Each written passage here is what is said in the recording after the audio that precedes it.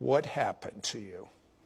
Well, I got up to go use the restroom, and as I was coming back and I was getting back in the bed, it's like someone grabbed me by the arm and shook me. Next thing I know, I'm catapulted into an open vision, and I'm hovering about 200 feet over the earth, and I can see all the beautiful skies and the sun and all the happiness, people going to and fro in the land, mothers with their children going into the grocery stores, people pumping gas, businessmen with their ties and briefcases going into the buildings.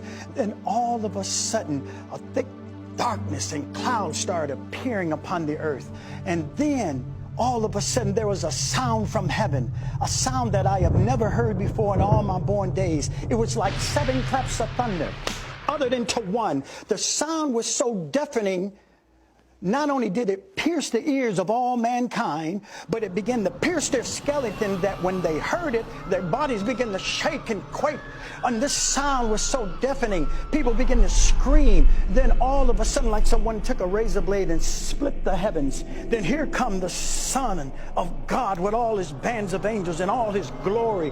Oh, see it in the colors were glorious, splendid, magnificent, glorious, the blues, the golds, the greens. I never seen such colors like this. And he was coming speedily on the earth. Then people began to urinate on themselves and scream. And then one man said, no, wait. I thought I had time. But too late. All time had ran out for all mankind. Another man, he was like an Indian guy, real short. He began to say, no, this is a dream. I'm going to wake up. But see it, he couldn't wake up because he was already woke.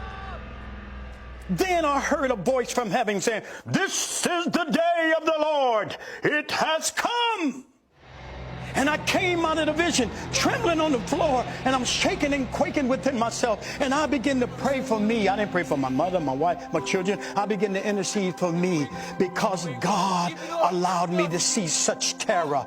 Terror, we know God is love, and he's mercy, and he's long-suffering, and he's gentle, and he's kind. But see, there's another part of God that mankind has not been introduced to, and that's the terror of the Lord. Such terror, such horror. And I begin to repent over my own life. Lord, save me. God, forgive me. Because he allowed me to sense what everyone was feeling. And I begin to repent because I say, God, I want to be pleasing to you, Lord. If I have hurt you or come against you in any shape, form, or another, please forgive me, Lord. Lord, please allow me to be counted worthy to go back with you. I have seen the day of the Lord. Then the Lord spoke to me, say, I charge you now to warn all mankind. And he said it like this: I'm coming.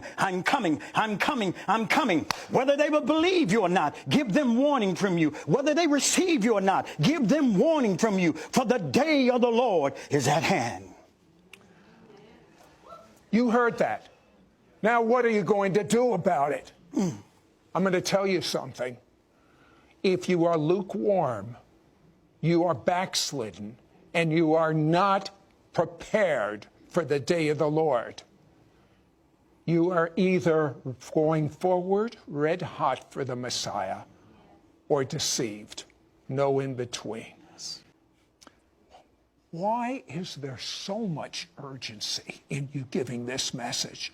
I mean, I've never seen someone with such a compulsion, like in an urgency in your voice. Why? Because there's an unction within inside of me that I don't have much time. You don't have much time. We don't have much time.